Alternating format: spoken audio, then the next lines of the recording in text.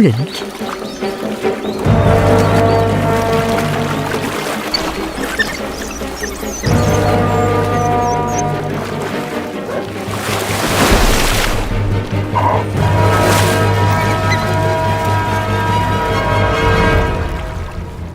In spite of the danger, Storm and Flint's brother risk trying to pull him to safety.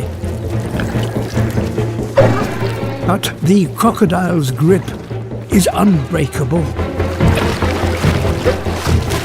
Flint's only chance is that the water may be too shallow for the crocodile to drag him under.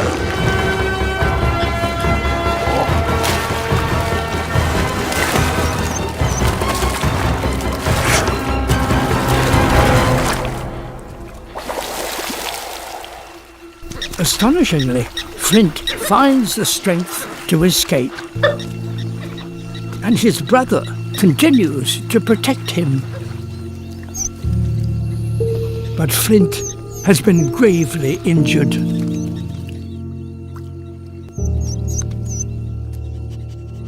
The family don't leave Flint's side until he has taken his final breath.